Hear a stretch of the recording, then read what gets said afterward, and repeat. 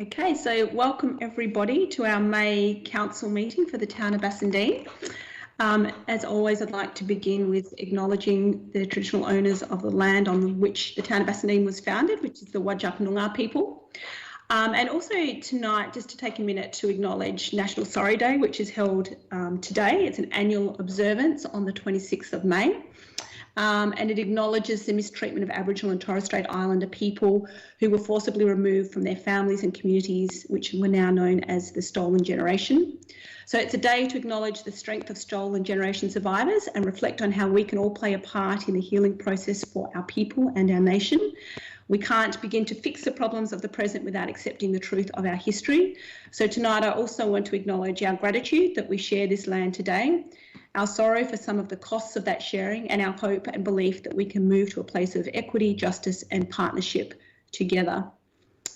I also need to bring councillors' attention to the suspension clauses because we're holding our meeting online today in recognition of the social distancing requirements in relation to COVID-19. There's a number of clauses in our meeting procedures local law that need to be suspended in order to accommodate an online meeting. So council's requested to suspend the operation of clauses 6.8, 6.9, 612 and 617 of the local law for the duration of this electronic meeting, and that these matters be determined at the discretion of the presiding member. So I'm happy to move that. Is there a seconder for that motion? Seconded. Councillor McWilliam seconded. Is there anybody against? Okay, so that is carried. Thank you, everyone. Clearly with an online meeting. This is something that is continuously being reviewed. Obviously the health and the well-being of staff, the community and councillors is the primary concern. There are a couple of logistical challenges that we would need to overcome to return to the council chamber, but that will be discussed in the coming weeks. So we will continue using Teams for now. I think everybody has had a chance to try the available on Teams.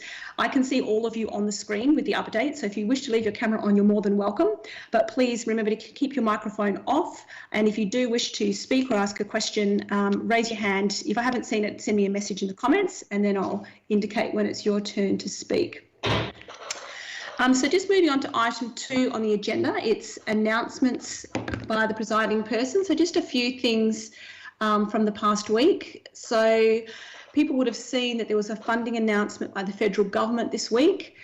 We've received notification that the town of Bassendean will soon receive a prepayment of $294,114 on next year's financial assistance grant allocation. So this Commonwealth support is untied and it's to be spent on locally determined priorities and projects. The town will also receive $175,770 from the new local road and community infrastructure program. As people are aware, since March, many of the town's facilities and services have been closed in alignment with state government direction regarding COVID-19. So it's wonderful that the success of our combined efforts in limiting the spread of the coronavirus has now resulted in the easing of restrictions, with our town's facilities gradually reopening and precautions in place. So although they've remained available online and via the phone throughout, this week the town's library and customer service centre both reopened to the public, and the town staff are working with community and sporting groups regarding the use of our reserves and town buildings to assist them to develop the required COVID safety plans to enable them to all return as well. When the Premier announces moving to stage 3, our remaining facilities, including playgrounds, the skate park and the ride program, will then be able to reopen as well.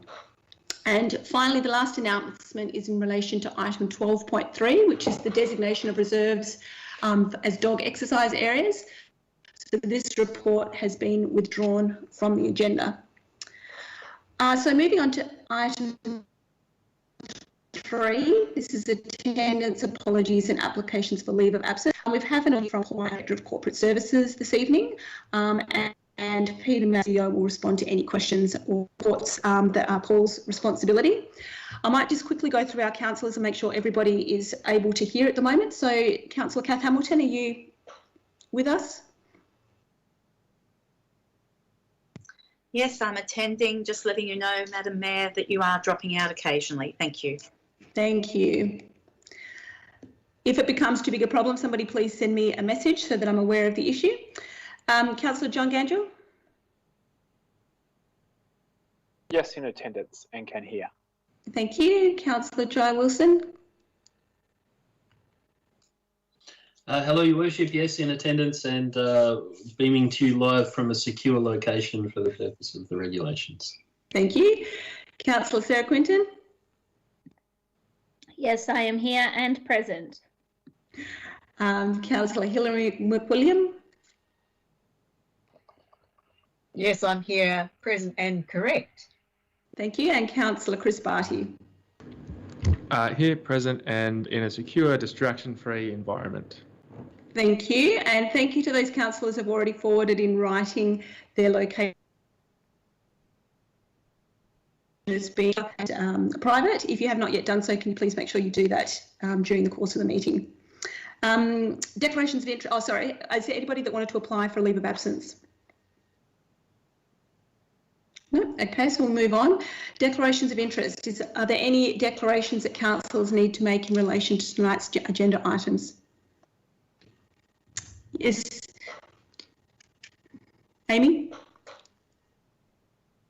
Your microphone's off, Amy.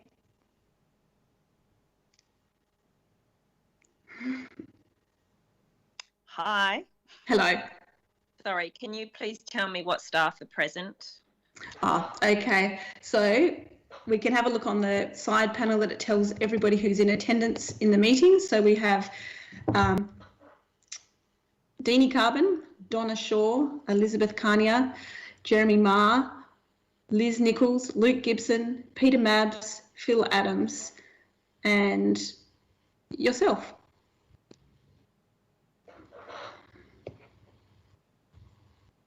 Thank you. You're welcome. Okay, so back to declarations of interest. Are there any interests that councillors need to declare?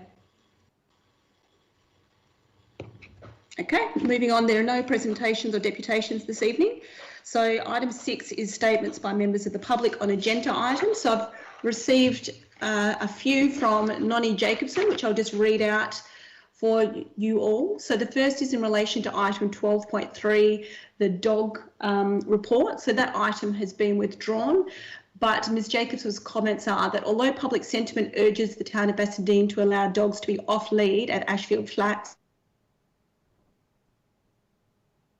it is an ecological community and a nesting site for native and migratory birds. The town of Bassendean response is that the flats being state government land, the town has no control or ability to police compliance. There is nothing preventing the town from installing signage advising the public that dogs are not allowed off lead, or indeed requesting state government supply signage to that effect. Apart from causing damage directly to the ecosystem at Ashfield Flats, off-lead dogs have compromised efforts at controlling feral animals. So as I said, that item has been withdrawn, but there will be a discussion with councillors at a later date around dogs. Item 12.6, tree retention and provision policy. Nonnie comments, I've read the community feedback and it is very clear that the majority of responders feel that this policy does not go anywhere near far enough to address the reality on the ground. I know staff believe, that the local government is limited, but it's time to start taking this issue seriously. There are some very worthwhile suggestions made in the public comments. I hope you all have had time to read and consider them before endorsing this draft policy, as I feel it needs much more work done on it if it is to have a positive effect on the. As an example, allowing trees to be removed to site level or to level a site is exactly why we are losing most of the town's mature tree canopy in the private realm. How hard can it be for the town of Bassendean to have a local policy that does not require blocks to be cleared or levelled before they are developed? Before a tree retention policy is endorsed, there is clearly more investigation that needs to be done. The policy also needs to include clear direction on how retained trees are to be protected throughout a development process. Mr. Luke Gibson, did you want to reply? I know you had a few comments on that statement from Ms Jacobson, or is it Ms Donna Shaw? Thank you, Madam Mayor. As noted in the report, the policy is limited by the existing legislative controls. A policy can't contravene or override the intent or requirements of the Act, the regulations, or any state planning policy.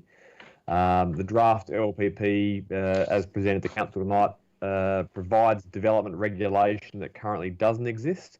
So not adopting the policy will not actually improve the situation, but it's certainly open to Council to adopt it or not.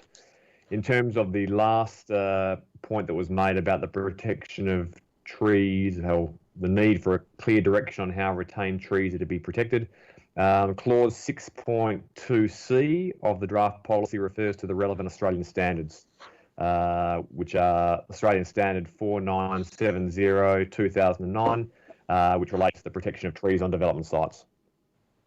Thank you for that. And one more comment from Ms Jacobson in relation to item 12.5, the street tree policy. She says this seems to be more considered, and I think this draft should go for public feedback, as should any draft policy. And Mr Gibson, I believe you had a comment to make on that as well. Thank you, Madam Mayor. It's open to Council to seek public comment and public input before adopting that policy and revoking the others. However, given it's largely consolidating existing policies, advertising is not considered necessary. But like I say, it is open to Council to decide otherwise. Thank you.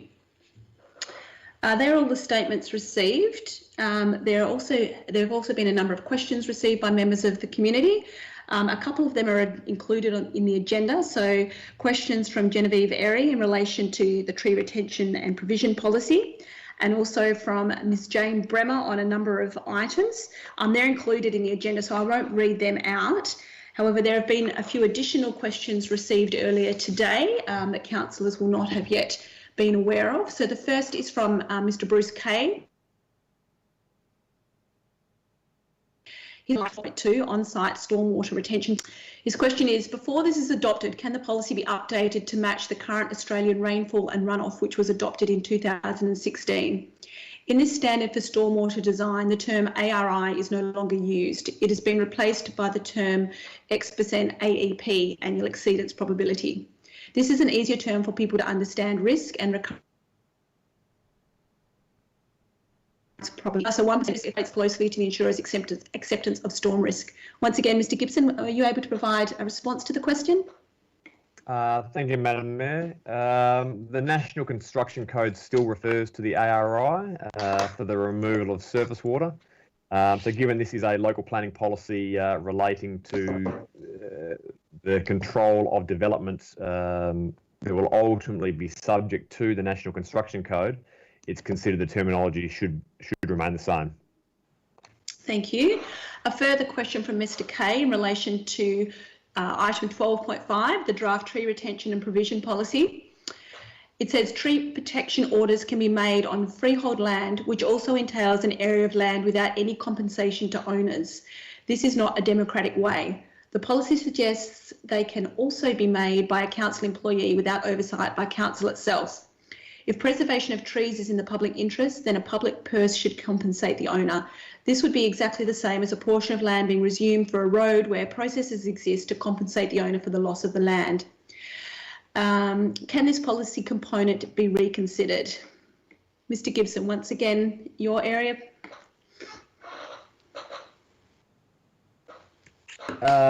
Thank you, Madam Mayor. In terms of compensation, it's really only available under the Act for injurious affection as a result of the making or amending of a local planning scheme, typically associated with the reserving of land for a public purpose.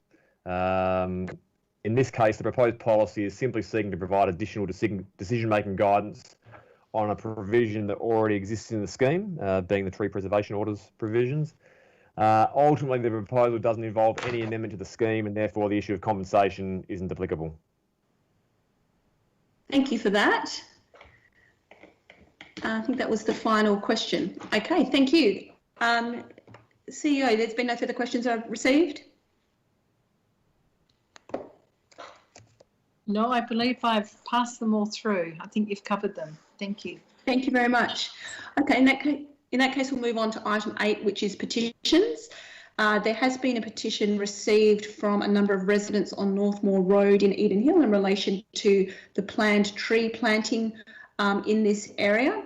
I just had a question. The petition didn't identify who initiated it and any contact details, which is actually a requirement. I'm just wondering whether that has been provided for the purpose of liaison with the petitioners.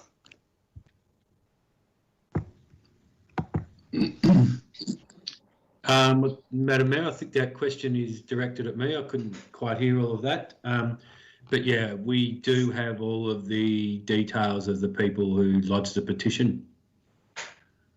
And the initiator? Yeah, I have the details of the initiator. I'll have to check the paperwork, but okay. I believe we know who they are, and it's not a problem. We can facilitate that petition. Fabulous, thank you. Okay, so councillors, there's an officer recommendation at item 8.1 that the petition be received and that an officer report be provided to council. Do I have a mover for that motion? Yeah, so moved. Councillor Wilson moved. I'm happy to second that. Is there anybody against? Okay, so that is carried. Thanks, everyone. Moving on to item 9, the confirmation of minutes. So 9.1a relates to the ordinary council meeting held in April and that the minutes of the meeting be received. I'm happy to move that. Is there a seconder? I'll second. Thank you, Your Worship. Thank you, Councillor Barty. Is there anybody against? Okay, that is carried unanimously. And 9.1b, that those minutes are confirmed as a true record. I'm happy to move that. Is there a seconder? I'll second once again. Thank you. Thank you, Councillor Barty. Is there anybody against? Okay, so that is also carried unanimously. There's no business deferred from the previous meeting. So item 11 is external committee reports and updates. So there are the minutes of the Walga East Metro Zone meeting and the Walga State Council that have been included for our reference. Do we have a mover to note those reports? Yes, I'll note that, Councillor Quinton. Quinton, I'm happy to second that. Is there anybody against? Okay, so that is carried. We'll move on to item 12, which is our reports. 12.1, the items that we are removing from en bloc. I currently have item 12.3 withdrawn, 12.4 coming out of en bloc, 12.5, 12.8, 12.11, 12.13 and 13.1. Are there any other reports councillors would like taken out of the en bloc? Sorry, Your Worship, you cut out then. Can you repeat that, please? Yes, 12.4, 12.5, 12.6, 12.7, 12.8, 12.11, 12.13, 13.1.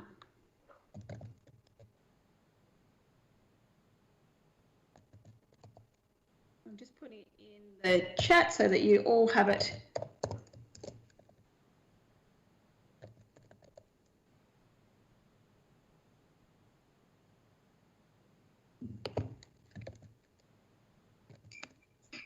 Excuse me, Your Worship. I'm not sure you read it out, but 12.15 I'd like to withdraw as well. Thank you. 12.15, sure. Okay. Is there any others that councillors would like? In that case, I'm happy to move the remainder to be carried en bloc. Is there a seconder? Seconded. Councillor Wilson has seconded. Is there anybody against? Okay, that is carried unanimously. Thank you, everyone. So we'll go on to item 12.4. This is the revocation of planning policy number 9, incorporation of existing dwellings into grouped housing developments.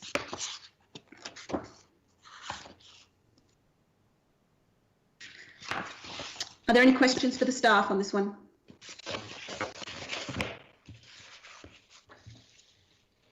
Okay, in that case, do I have a mover for the officer recommendation?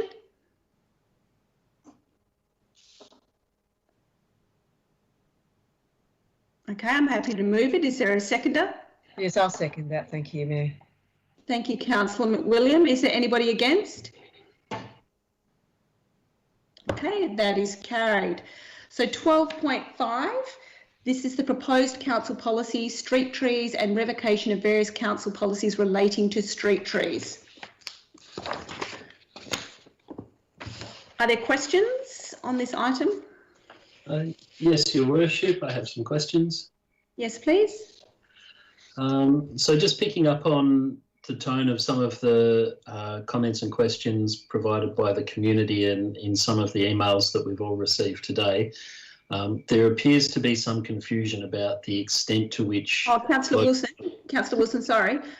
You're talking, I think, about item 12.6, the tree retention and provision policy. This is the item... Indeed, yes? I'm sorry, I've jumped the gun. No, that's all right. Councillor Hamilton? Yes, sorry, let me just grab my question. I did send an email through to the Mayor, the CEO this afternoon, and I do apologise, it was late, so apologies for that to the staff and the administration. One of the questions I had was regarding one of the clauses in the policy, the draft policy, clause 4.7, which relates to damage to trees. And I note that we have a previous resolution of council relating to provision of a reward for provision of information leading to conviction of people who deliberately damage trees. And the information I got back was that that's not relevant. And I'm curious about how that can be dealt with, given that it is an existing resolution of council from approximately 2 years ago. Thanks, Councillor Hamilton. Ms Mabbs, are you able to provide a response to Councillor Hamilton? Certainly. That wasn't picked up in the review of the policies. It's something that can certainly be incorporated if council believe it is still relevant. The staff comment in regards to offering an award was we know the value of trees to our community is very high, and whether the potential for a monetary reward is necessary, knowing that you've got a coalition of the willing in terms of people ready to come forward if they see a member of the community damaging a tree. But that is something that can be considered, Councillor Hamilton. Well, I did send through an alternative that actually lists a few changes in the policy. Some of these changes were put forward by Councillor Quinton, some of my own. I don't know that it actually makes a great deal of difference to the policy, but I have incorporated it because I do think that, you know, if it's a resolution of council, you'd have to revoke that before you could accept this policy, if my understanding is correct. So I have actually included it for that reason. But just to let the Mayor know that I do have an alternative. I'm not sure if other councillors, I think one of the other councillors suggested deferring this for more consideration, but I'm easy either way on that. Thank you. Councillor Hamilton, if you have an alternative or an amendment that you're planning on proposing, would you mind posting it in the chat so that all councillors can see that, please? Sugar. Oh. I'll try and do it for you. Are there any other questions from councillors? Yes, thank you. Councillor Quinton, I have a question. I just wanted to get some clarity around clause 4.1 section B, and it states that street trees planted without the prior approval of the town by a landowner/occupant may be retained at the discretion of the town. Can I get an explanation fully of what that would actually mean in practice? Please. Mr Adams, is that a question for you?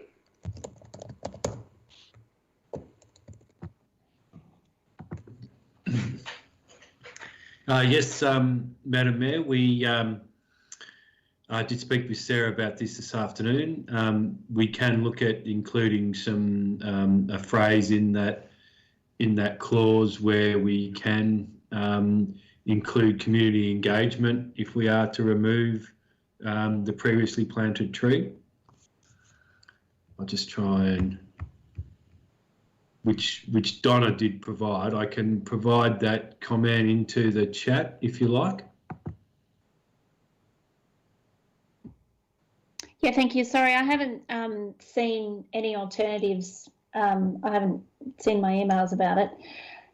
But can I just get a bit of a sense about the intent of the clause first?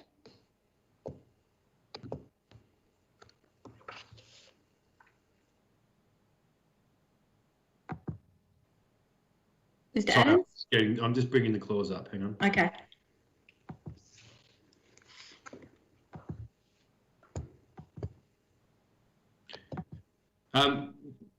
Well, I suppose the intent of the clause is that it is the town's road reserve. It does become a little grey if we start, if we give notice that we are to remove the tree, if we engage with the resident or the landowner that we're going to remove the tree and they turn around and say no, I suppose the question is what then?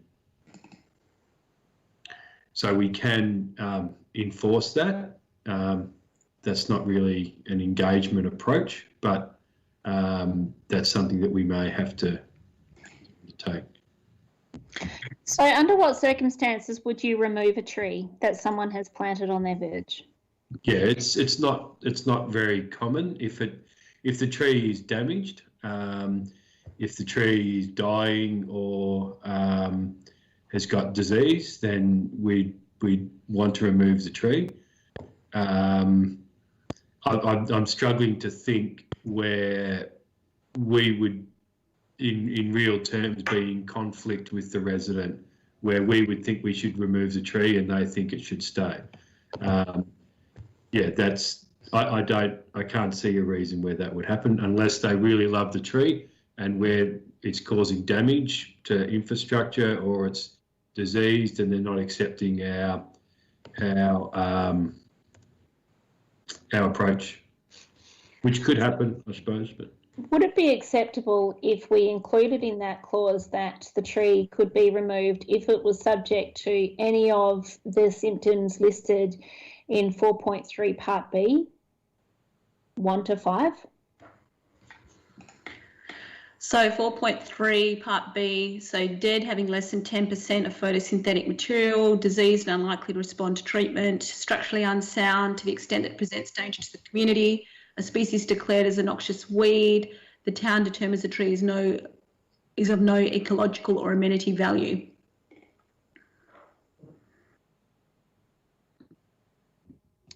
So would it be acceptable that we could say that the town could retain a tree planted by the landowner or remove a tree for the reasons listed in 4.3 Part B, 1 to 5?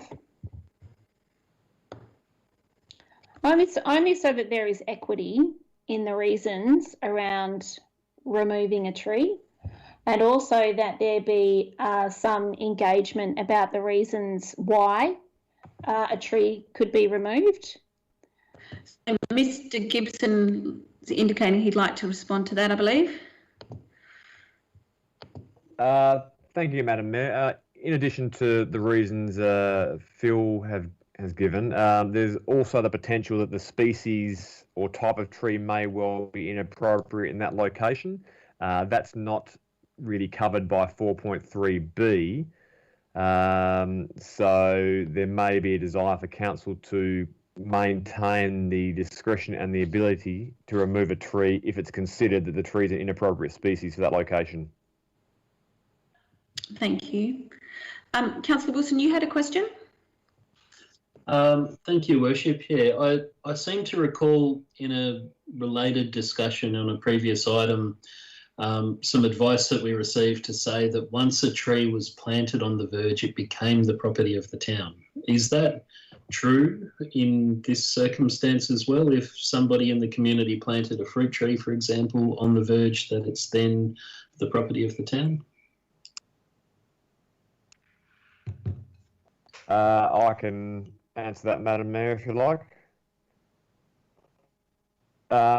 Broadly, the response to that would be that the road reserve, so not just the bitumen surface, but the entire road reserve, including the verge, is under the care and control of the local government. So if someone plants a tree in the town's road reserve, the town thereafter becomes responsible for its management.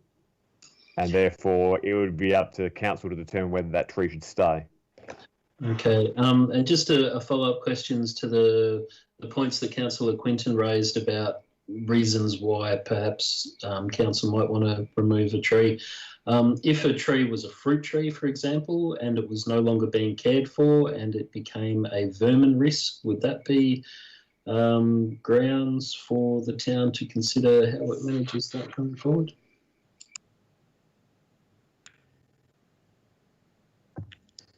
I'm happy to take that one. Thank you. Yes, yes, I believe so, Councillor. Okay, Councillor Quinton, do you have further question? Yes, I do. Have we not had numerous conversations as councillors and as a councillor that we're encouraging people to plant trees on their verges? I know that there is a desired requirement that someone contacts the town and that the town plant that tree for them. But we are also encouraging people to plant trees and nurture that tree only for the town to come along and rip the tree out at their will. So the question? My question is, thank you, I have preamble. My question is, where is the conversation with that landowner? Where is the good neighbourly will that we have with that landowner who has nurtured that tree, looked after that tree only for the town to come along, just because they own the land and the tree, for them to feel any ownership or wanting to be a part of a community that increases our tree canopy? Where is the balance here? So just before Mr. Adams answers, I don't think that anyone has implied that the trees will be removed just because they're on the town's property. It all points to when there's a problem that has been identified with the tree. But I understand the concern to be around the conversation with the community member and how that would occur. Mr. Adams? Yeah, difficult question to answer. I don't know how we can incorporate good neighbourly intent into a policy of this type. I think that's how the town needs to operate, with good neighbourly policies. So that probably should be sat within how we engage with the town rather than be stipulated within a policy. But we can incorporate a level of engagement within this policy. I am struggling to understand how we wouldn't approach it in that manner, in my understanding. So I suppose I'm having difficulty answering that question. Thank you for your attempts. Councillor Wilson, you have another question? Yeah, I do, thank you. I was just trying to think of another circumstance in which a well-intentioned member of our community planting a tree might inadvertently create problems. Am I correct in understanding that there are certain lines in the verge that are designated for tree planting so they don't interfere with other services such as power, gas, telephone wires and the rest of it? Would it be desirable that we ensured that when trees are planted, they're planted in an area that are not going to disrupt our communal utilities? Within our verge policy, we have the tree planting guidelines. If the resident is to plant a tree, they're going to submit a request to the town, and then the town will review that request and advise on the planting of that tree, so we don't end up with trees planted in the wrong spot. If it is a fruit tree, for example, we'll be stipulating that the pruning and care and maintenance of that fruit tree needs to be undertaken by the landowner to ensure that if it has disease or fruit fly or has issues, then the landowner needs to ensure they take care of that. If it is a problem, then we do reserve the rights to remove the tree. We don't want to encourage disease within the town, and we don't want to encourage disease and fungus and those types of things. So, and just the last follow-up question. So if for example somebody planted a citrus tree and it got infested by gall wasp, and the owner of the tree was not taking adequate steps to treat and deal with the gall wasp infestation, would we then retain the right to go in and prune all of the infected branches? Yeah, that's correct. Yes. Thank you. Do any other councillors have questions? Okay, so in that case, we've got an officer recommendation, but we also have some proposed, well, it's almost an alternative from Councillor Hamilton, an alternative being because it's not to adopt the policy tonight, but to make a few changes and then to request policy. Councillor Hamilton, you have. Sorry, Madam Mayor, you did drop out there for part of that.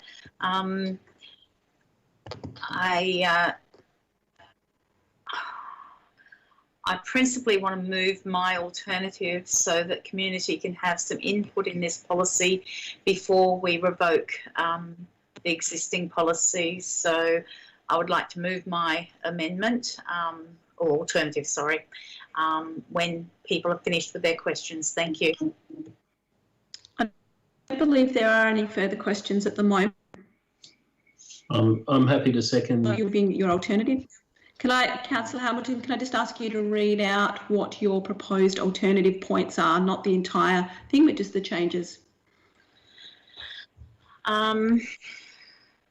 That Council 1 endorses the following changes to the draft council policy, street trees, that is attached to this report. So in that, I've actually put several points. Would you like me to read those out, Madam Mayor? Yes, that would be great, thank you. Okay, so first point is add additional dot point to section 3 objectives to read to increase canopy coverage for carbon sequestration and reduce the urban heat island effect. I note that Councillor Quinton is shaking her head there. So. Yeah, I wonder if you would take a slight amendment to that, Councillor Hamilton, to read to prepare for the effects of climate change and to increase canopy coverage for carbon sequestration and to reduce the urban heat island effect. Let me read the rest of it and I will come back to you. How's that? Okay.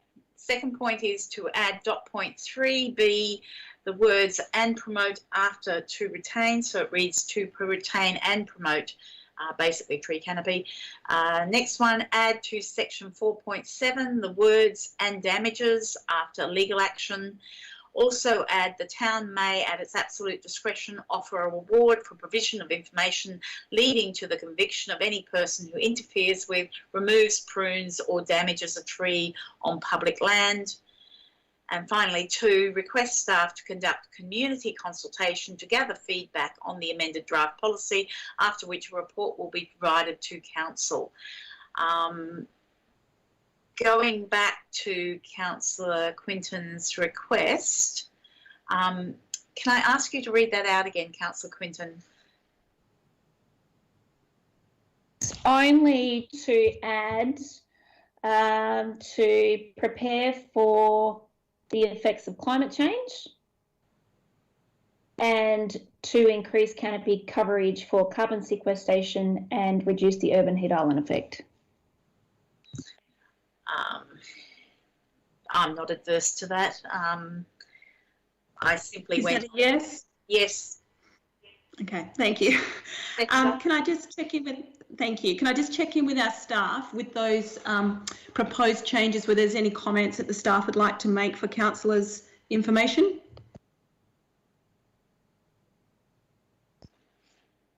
They were the, through you, Madam Mayor, they were the changes, let me just bring it up, sorry, about the changes to the section 3 objectives and dot point 3B. It was a number of changes. That dot point, slight change in words for section 3 objectives, which we've just heard, and then adding the section about legal action. Yeah, through you, Madam Mayor, there's no in principle objections with the first couple. In terms of the references to damages as part of a legal prosecution action, we probably haven't had enough time to review that in light of the Act and what that provides for a local government to pursue. So probably unable to answer that on the spot at the moment, but the other points, there's no huge concern with those. Okay, thank you very much. Councillor Hamilton, in that case, I'm happy to second your alternative motion, but given that we don't actually have the information about the damages yet, would you consider removing those words and then, considering we're going out for community consultation, or give the staff adequate time to provide us with the information around that point? Yep, that's fine. Okay. Amy, are you following?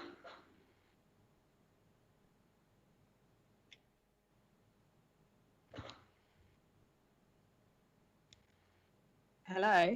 Hello. So the section about 4.7, damages and legal action. Yes.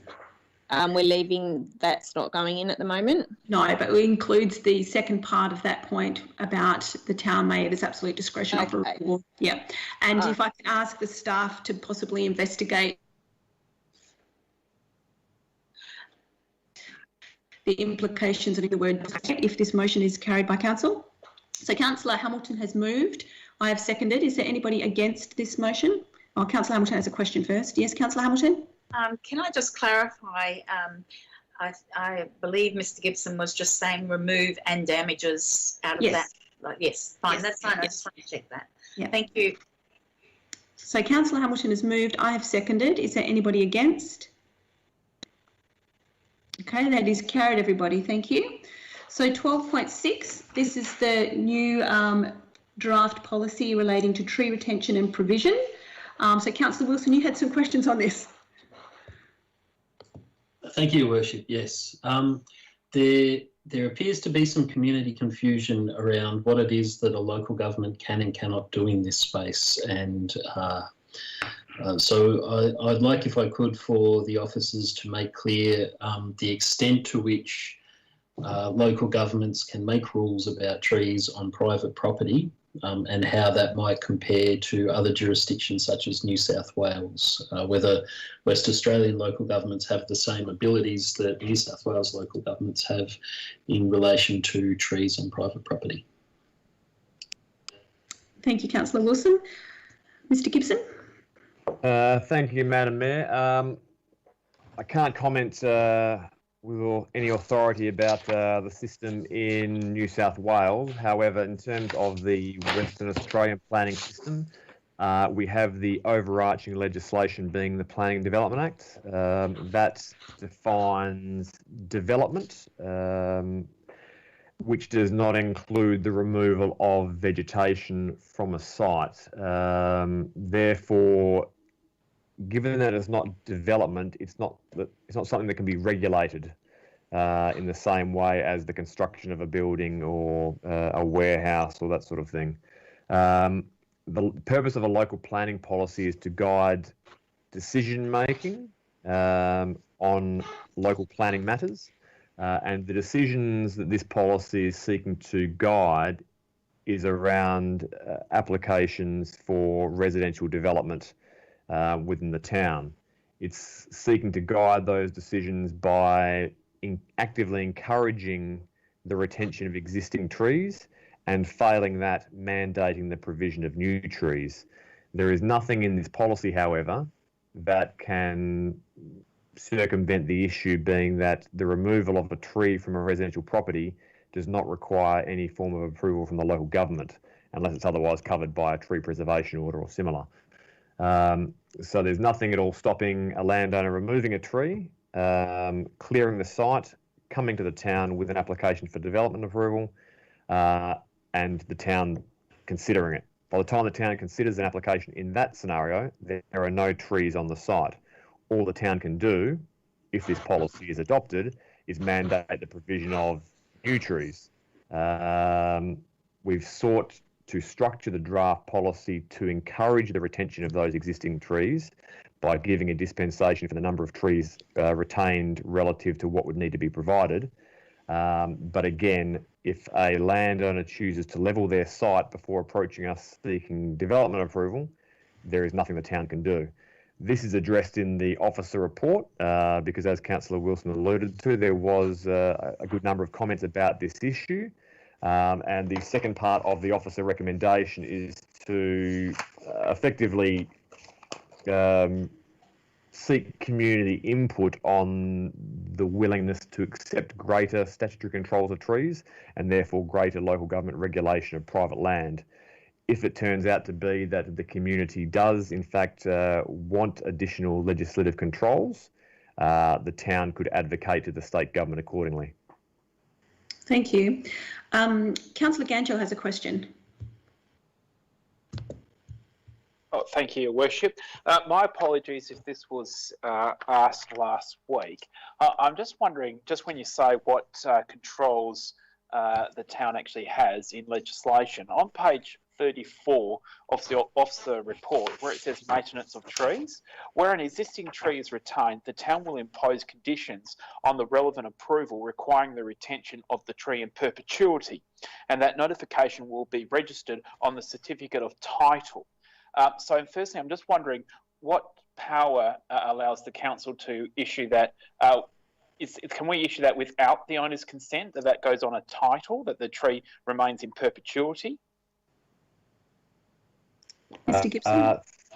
Through you, Madam Mayor, that would be, the head of power would be created under this policy if council chooses to adopt it.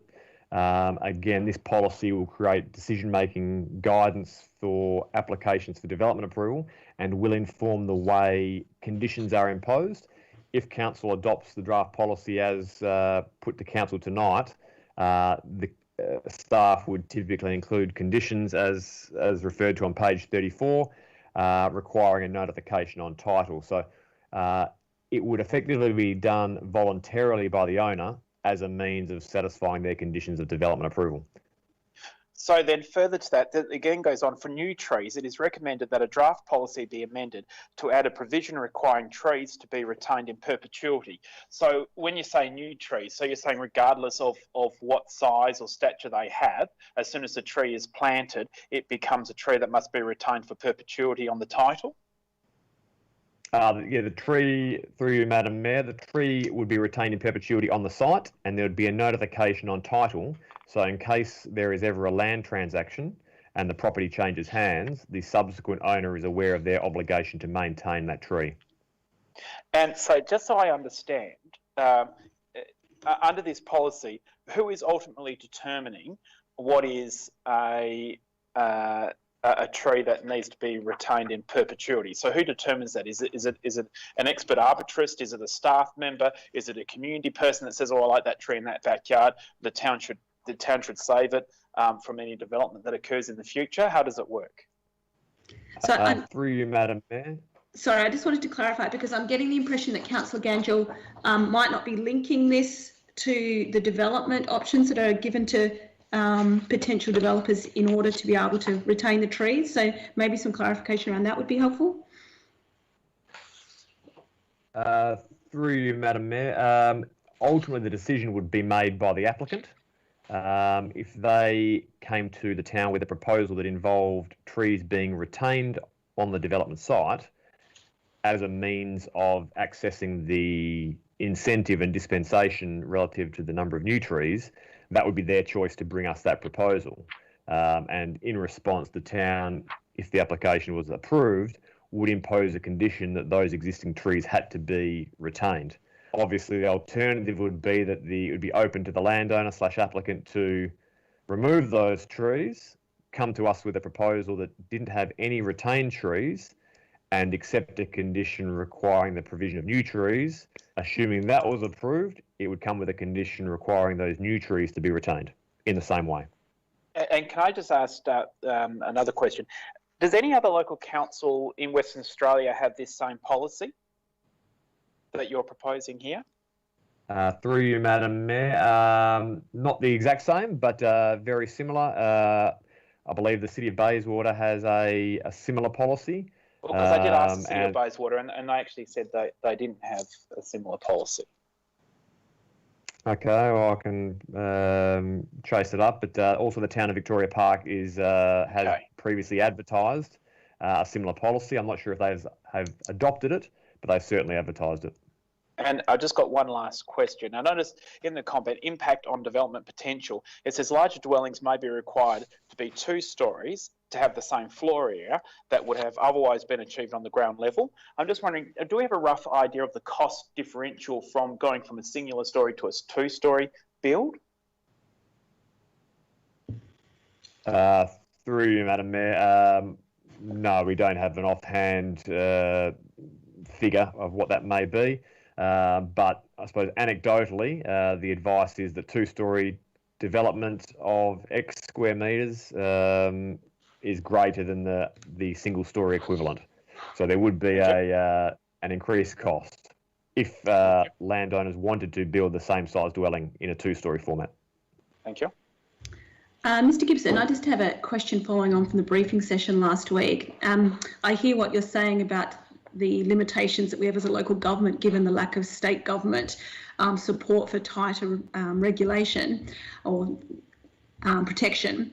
But at the briefing session, Councillor Hamilton raised a policy that she'd found from another local government, and apologies, I can't remember which local government it was, and was seeking to understand whether it was a current policy or not. I'm just wondering whether anybody had a chance to have a look at that and to provide us some feedback on it. Through you, Madam Mayor, there was no subsequent information provided to me in response to the briefing session. Thank you. Councillor Hamilton? Yes, I must apologise. I actually made my own inquiries and hadn't received a copy of the policy yet. So, and possibly that's partially motivated my alternative that I've put up to actually chase up more information. So apologies to Mr. Gibson on that. All I had was an extract online, and one knows that sometimes these things change, and one always has to find the actual correct updated policy. So apologies, Mr. Gibson. Thank you. Are there any other questions from councillors? Councillor Wilson? Thank you, Your Worship. Perpetuity is a very long time, probably longer than the life of a tree. Could you maybe just explain what happens if a tree dies of natural or unnatural causes during the life of this title development? Through you, Madam Mayor, the requirement for a tree in perpetuity doesn't suggest that an individual tree must survive forever, because we know that's not the case. But in terms of a condition of development approval, that does run with the land in perpetuity as long as they're seeking to access the benefits of that approval. So if a tree was provided as part of an approval and lasted as long as it lasted, whether it was natural or unnatural causes for its demise, the obligation to provide a tree in that location would still run with the land. And what would be the consequences of not replacing such a tree? Through you, Madam Mayor, that would cause the land holding and the landowner at the time to be in breach of their development approval.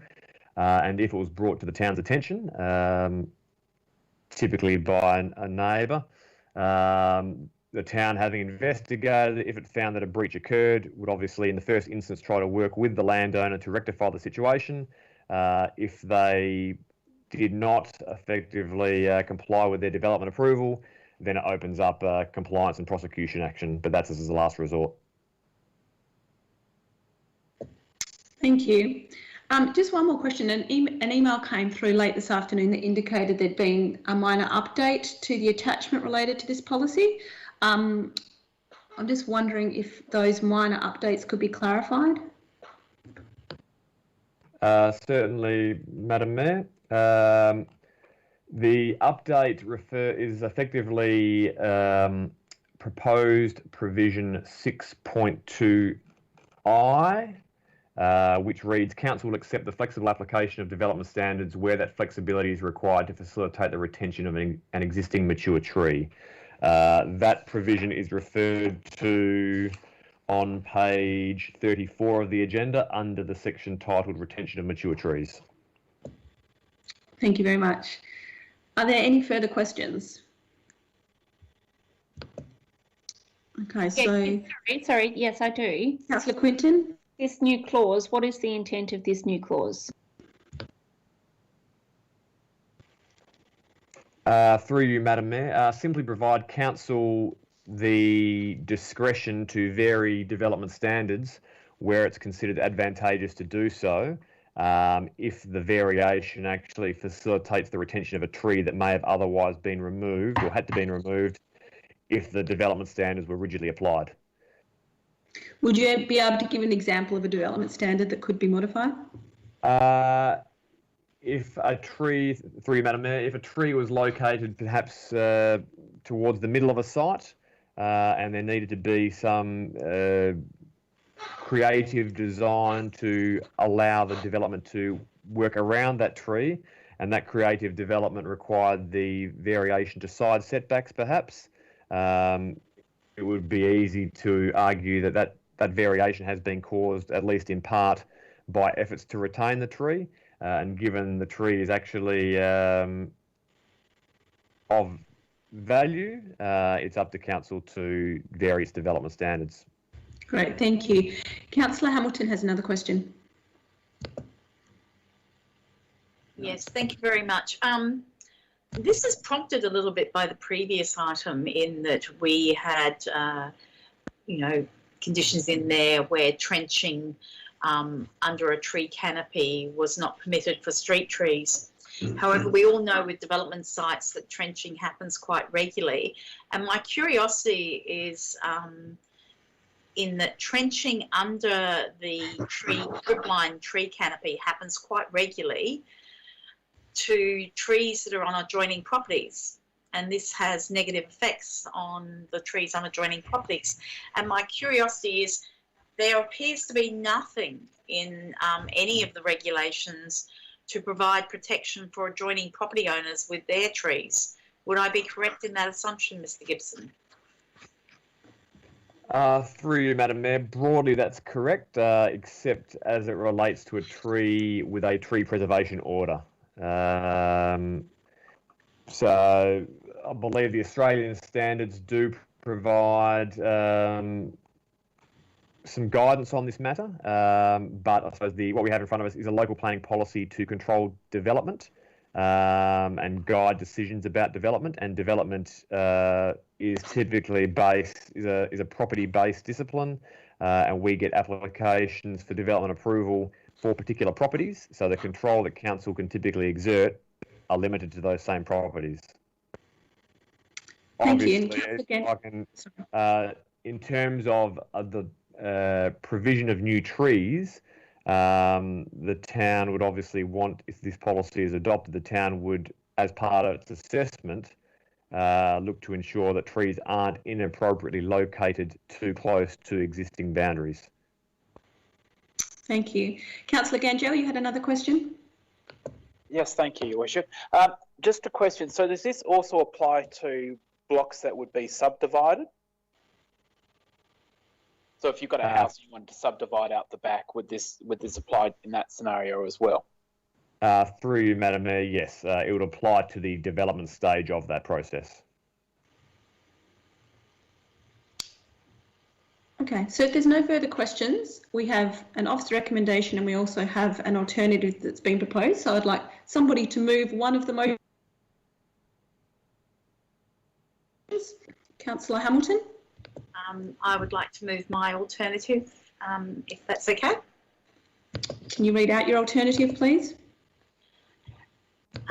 That Council 1 acknowledges the recent community feedback and defers this item to allow examination of additional measures that may provide greater controls relating to the removal of trees on private property, and 2, request the administration to thereafter list this matter for discussion at a concept workshop prior to bringing it back to Council. Okay, thank you, Councillor Hamilton. Is there a seconder for Councillor Hamilton's alternative? Yes, I second that, Councillor Quinton. Okay, that's Councillor Quinton. Is there anybody against? Yeah, Councillor Wilson, I'm against. Okay, Councillor Hamilton, would you like to open debate? Thank you, Madam Mayor. Clearly, much of the community consultation, the responses provided a lot of interesting amendments. However, we have no ability to actually look at those if we don't bring this to a concept workshop where we as councillors can get our heads around some of these amendments, whether they're possible or not. I think that we should try to actually put in as many provisions that will assist us in the retention of trees on development blocks. I do understand the limitations that the staff have put forward. However, that does not stop us as a council to look at the future and to ascertain what can and cannot be done. I think that there are additional policies that we can look at, and I'm looking for a little bit of time so that we can do that. It is simply deferring this for a short period of time to actually look at some additional policies from elsewhere. Thank you. Thank you, Councillor Hamilton. Councillor Quinton? And I've seen your hand, Councillor Barty. Yes, thank you. I concur. I think we have some time to pause on this, reconsider, take in and absorb the community feedback that we received under the community consultation process. I think because there is such a heightened interest of trees in this community, we have a tree canopy currently of 14% and declining. So it would only be, we would need to just take it back to a workshop, consider this fully, absorb it. Doesn't mean that in its current form it doesn't get passed, but I would just like to make sure that we're reading everything properly, that we have considered other councils' policies, not just in Western Australia, but across the country, and any progressive ways that they are looking at retaining trees on private land. Thank you, Councillor Quinton. Councillor, your debate. Sorry, I missed that, Your Worship. Did you give me the call? Councillor Barty would like to ask a question before the debate continues.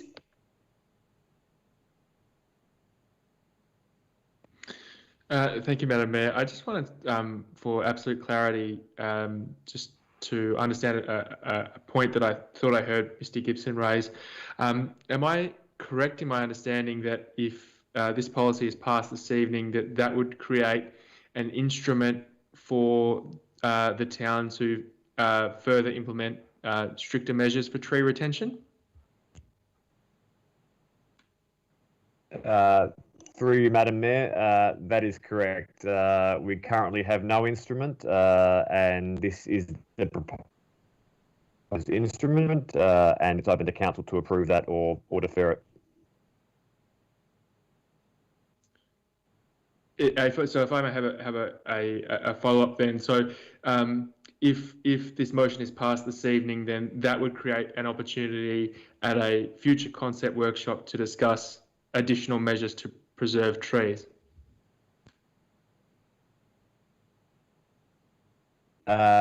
Through you, Madam Mayor, if Councillor Barty could just clarify which motion he's talking about, the officer recommendation or the alternative, please. Sorry, so I'm speaking about the original officer recommendation now. If that motion is passed, that creates the instrument for further protection of legislative protection of trees, and there would be an opportunity, I assume, to discuss what that is at a future concept workshop. I assume. Through you, Madam Mayor, if Council adopts the officer recommendation tonight and adopts the policy, that will provide us with the instrument that we currently don't have. Adoption of the policy in its proposed form does not prohibit or restrict Council's ability to revisit the policy at some point in the future. And it's always good practice to review the local planning policies, which is what the staff have been doing for the last 3 or 4 months. And this would be the same. The policy could be reviewed periodically, or if it was Council's preference, to be reviewed sooner than that.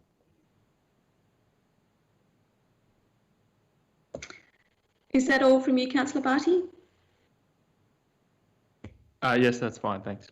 Thank you. Councillor Wilson, would you like to open your debate? Thank you, Worship. I am speaking against Councillor Hamilton's motion simply because I'm in support of the officer recommendation, and should Councillor Hamilton's motion fail, then I would move and support the officer recommendation as outlined in the agenda. A lot of the comments I've read in the last week from members of the community are asking for things that are not within our remit to give. They're asking for things that are solely within the legislative power of the state government. And I've been encouraging those people to go and talk to Dave Kelly, our state member, and to raise their concerns with him, because wishing does not make it so. Just because people would like us to have this ability to control what happens to people's trees on their own private property, we do not have that ability. So the reason I support the officer recommendation also is that I think it's more correct to think of it as us creating an incentive for people to make space for trees, rather than thinking about it as a tree preservation policy. It is important, I think, for us to provide an incentive for developers and homeowners in our community that if they are going to develop, that they plan to make space for trees into the future, and that this policy does create an incentive for people to do so. Trees die, trees live, they get replaced.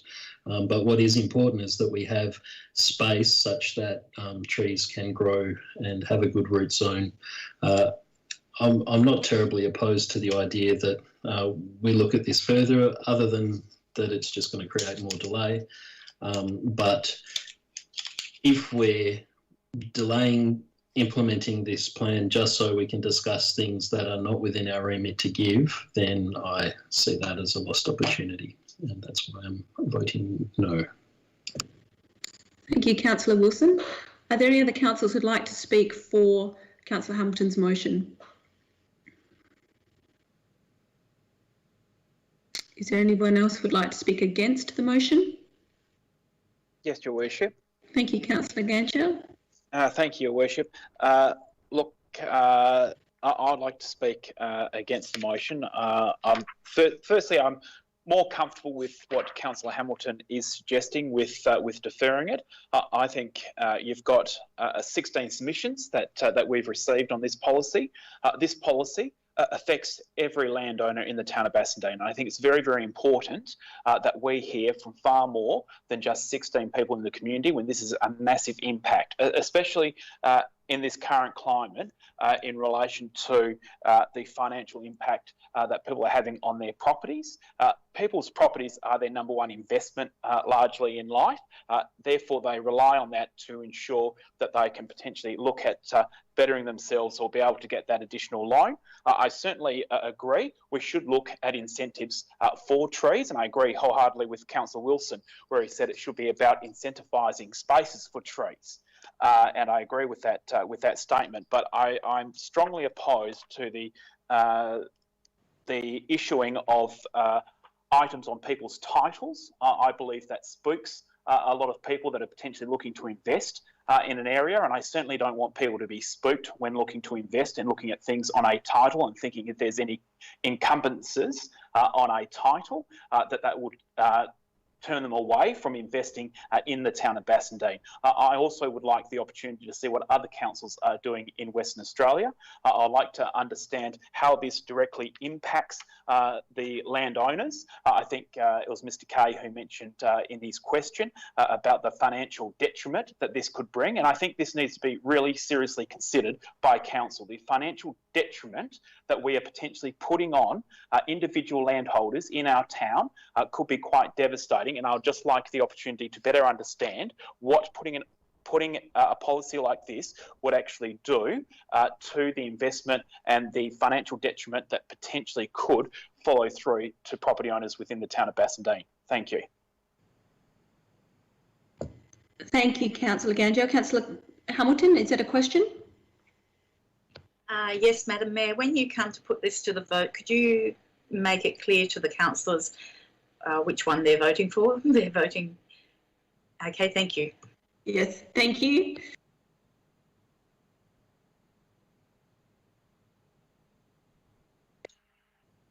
Sorry, I can't hear you, Mayor. Thank you. Is that all you wish to say, or would you like to debate? I'd just like to add, in having listened to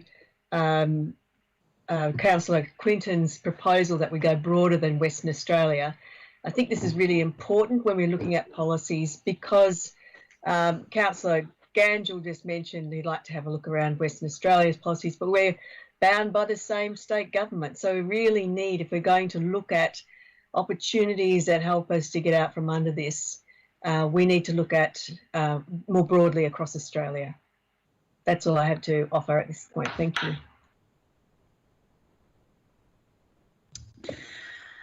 Councillor, if there's no one else who'd like to speak for or against the motion, I'll hand it back to Councillor Hamilton. Thank you very much, councillors, for considering my alternative, which is to defer this for better consideration. One of the reasons why I wanted to defer this is because I did come across a amendment number 100 for a scheme text which is happening in Chalice and Sherwood, and one of the amendments there is retention of verge trees and site trees on development blocks with a circumference of 0.6 metres or greater at a height of 1 metre from the natural ground level. Now, I have not received confirmation of what that full policy is yet, but I also came across a media release where the Planning Minister was supporting that scheme amendment. So I wanted to actually have a look at that, and I do apologise to the administration because I've been so busy this week I did not chase it up with them, and that is my mistake, so apologies there. However, it does not change the fact that there are policies out there with other councils which are being applied that seem to have some hope for retaining more trees on development sites. Now, how this happens and whether there are incentives, I do know with the Design Basso group in November or October last year that there were policies put forward from other councils that had incentives, the carrot or the stick, that was the conversation. I'm not sure that we have had enough conversation about this to decide right now. I think that a month or two deferring this to gather more information is not a negative thing. I think we've gone so long so far without any sort of policy in place. I don't think it makes a great difference, and certainly with the COVID-19 effects on the economy at the moment, I don't see a great number of developments happening. So I would ask you to support my amendment, which is to defer, gather more information, and then take it back to the public. Thank you. Thank you, Councillor Hamilton. Mr Gibson, you had your hand raised. Thank you, Madam Mayor. In terms of the comments by Councillor Hamilton, I think it's worth noting the difference between a scheme amendment process, which is to change the statutory planning scheme, as distinct from a local planning policy. I'm not familiar with the scheme amendment that Councillor Hamilton's referring to, but what we have here is effectively a local planning policy to guide development outcomes on land that's already zoned for residential purposes. So in terms of making comparisons, I think we just need to note that there are meaningful differences between a scheme and scheme amendment and a local planning policy. Thank you for that. Okay, councillors, so we've heard from everybody that wished to speak. So I'm going to put Councillor Hamilton's alternative motion, which is seeking to defer and seek greater feedback from the community and return to a concept workshop. So Councillor Hamilton, you are for the motion? Correct. Councillor Quinton? Yes, I am for the motion. Councillor Wilson? I'm against the motion and foreshadowing that I'd move the officer recommendation should it fail. Okay, thank you. Councillor McWilliam? Yes, I'm for the motion. Thank you. Councillor Gangel? Against the motion, Your Worship. Councillor Barty? Against the motion, Your Worship.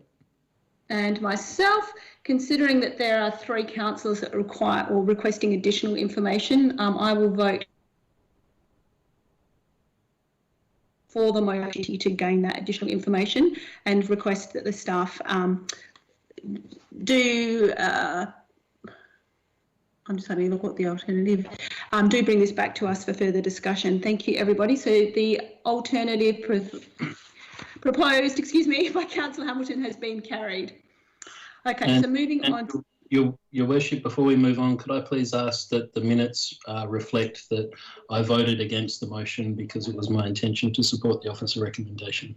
Yes, thank you.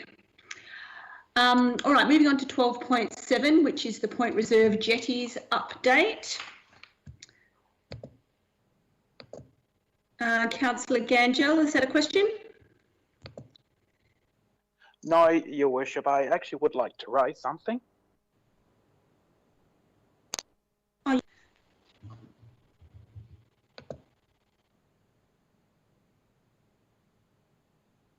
I'm not sure if you're speaking, Councillor Gangel, but I can't hear you. Sorry, Your Worship. Yes, I would like to raise something. So I have raised this, and I just seen the chat that was occurring whilst I was debating. It is, and I have raised this, it is very, very difficult, I find, to have a differing point of view on this council, and I find the chat that occurred very disrespectful, and I have, I'm probably pointless raising the issue, but I do endeavour, and I do apologise if I don't come across respectful to people, but I just find it very, very difficult to have a differing view currently on this council. I just want to raise that. Thank you for speaking up, Councillor Gangel, and you may have noticed that I put a comment in the chat saying that there's a requirement to be respectful. I was actually not referring to you, it was in defence of you, and I would like to remind all councillors that we are working together and there's an expectation that people will be respectful of differences. Clearly you're quite upset, Councillor Gangel, and I apologise that you've been put in that position, but if I can just ask all councillors to remember that for the remainder of the meeting and in our interactions in general. Okay, so that brings us to item 12.7, which is the Point Reserve Jetties. Councillors will have noticed that the staff have added some additional information from the briefing session agenda that reflected some of the questions that happened at that time. Are there questions for the staff on the updated report?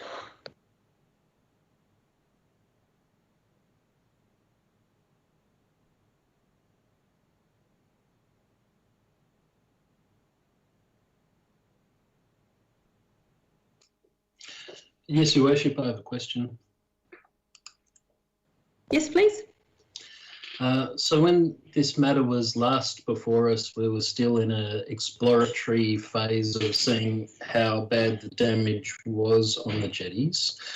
I was just wondering if staff could just walk us through what the best estimates were for the cost of repair at the time this matter was before us last, and how does that compare now to the best estimates for replacing the jetties?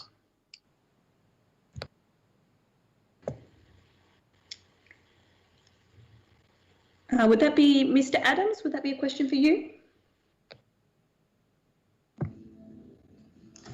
Yes, thanks, Madam Mayor.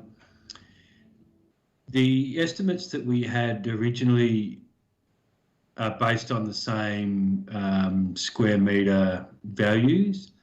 I think my recollection is that our estimates was around, to replace both the jetties in full, would be around $500,000, and I think from the report those estimates stand, although there is additional work required due to the additional investigation and assessment that's taken place. I think the estimates that I provided before was to not replace the piles for the South Jetty, whereas now it's confirmed that they'll need to be replaced if council wishes to replace both jetties in their current status, or to a similar design, I should say. Sorry. So that would be an additional price. I think there's probably, I'm just trying to remember the numbers off the top of my head. I think it was around 5 to 10 grand per pile, and I think there's around 14 piles for each. So that adds another approximately 100,000 to the South Jetty. I hope that answers your question. It does. Thank you. Thank you. Are there further questions? Councillor Barty. Thank you. So just for absolute clarity, obviously this is an issue which is of particular interest to the community, given the historical nature of the jetties. Just for clarity, if the officer's motion is passed this evening and there is a holistic review of the foreshore, that obviously wouldn't necessarily preclude two jetties from being a possible path forward, I suppose, for the foreshore. So if we pass tonight's motion, obviously revoking the previous motion, two jetties may still be considered moving forward. Thanks, Councillor Barty. Mr. Adams? Yes, I think that's an appropriate assumption to make. It's the options are open, and we need to go in with our options opened and to make ourselves fully aware of what we can and can't do there.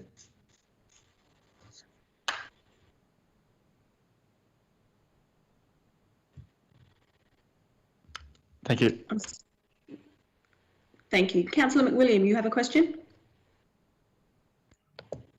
I'm just harking back to the actual officer's recommendation that we actually allow ourselves the time to consider fully the situation for the shoreline and the plantings that help the filtration of water back into the river, etc. The state of the river itself and the continuous algal blooms that are occurring, and what might be considered in terms of all of the edifices that we have along the shoreline in the town of Bassendean. So this, to me, is probably the second but the most important part of the officer's recommendation. So, Councillor McWilliam, did you have a question for the staff?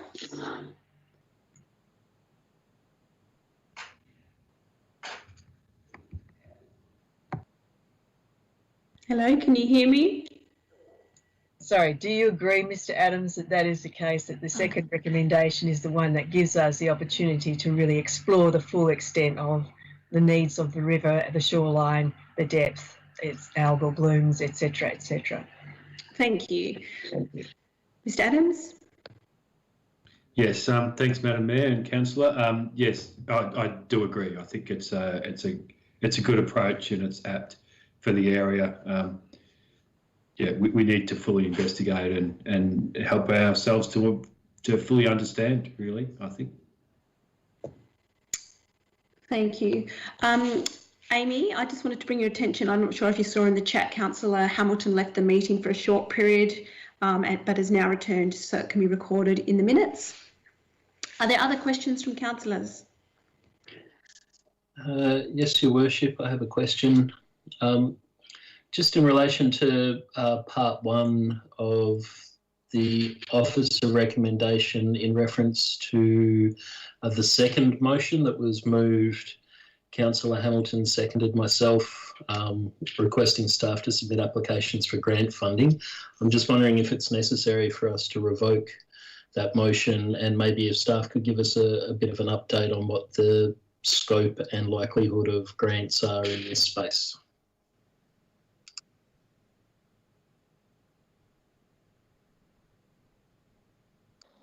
Can I suggest that Jeremy Marr might be in a good position to respond to that, Madam Mayor?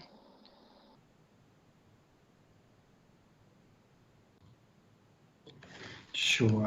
Thank you, Councillor, for the question, and through the chair, I can provide a bit of information in terms of the grant space itself. I understood that's what the question related to. Is that correct? I'm just wondering whether it's necessary to revoke that motion, where we're asking staff to continue to look for grant funding, and then maybe just by way of explanation, sort of spell out what grants are available in that space that we might be able to tap into. Sure. Well, look, if you indulge me, I'll start with the grant space first. There's 2 primary grants that can be applied for this foreshore area. One is the riverbank funding that occurs once a year, and that's primarily for foreshore planning and foreshore restoration. And that's a grant that will fund up to 50% of a foreshore project. It's limited and it's competitive as well. I know that there's not enough money in that net bucket to do all of the foreshore restoration that's required along the whole of the Swan River. And so part of this approach is to put into a strategic setting where our foreshore restoration should be, and that'll make us more competitive for that sort of grant application process. In terms of the jetties themselves, I'm partially familiar with the recreational boating scheme, and I understand that they'll pay different portions. I think there's a 50% portion and a 75% portion as well. That also occurs once a year. If we were to be putting in a jetty, I think that we'd also need to be doing foreshore restoration. So the two components would need to work hand in hand. In terms of revoking the particular item itself, and it's referring to the section which is commits to reinstatement of the South Jetty in recognition of the history and uniqueness of the 2 jetties to the town of Bassendean. Is that the question that you're asking? Sorry, Councillor. No, it was in relation to the second motion, which was asking staff to look for grant funding. So I was just wondering if it was necessary to repeal. Oh, okay. Sorry, I was following the wrong section. Sorry, Councillor. But in terms of positioning ourselves, there's those 2 primary sources, but also as different state and federal government funding comes up, if we have a better picture of what's happening along our river and what that total net cost is, it means that we'd be in a position to be able to put in an application for those funds as they come up piece by piece as well, and that's often those sort of grants that come up for a short period, and we're either ready for them or we're not.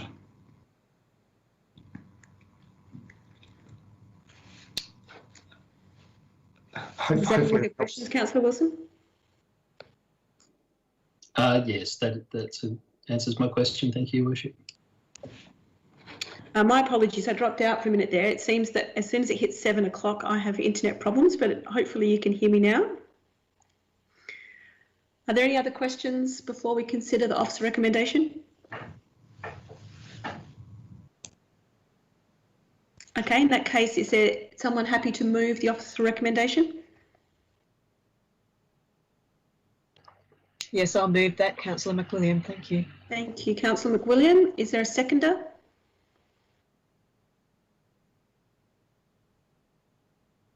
Okay, I'll second the motion. Is there anybody against? Yes, Your Worship. Councillor Gangel against. Thank you. Councillor McWilliam, would you like to open debate?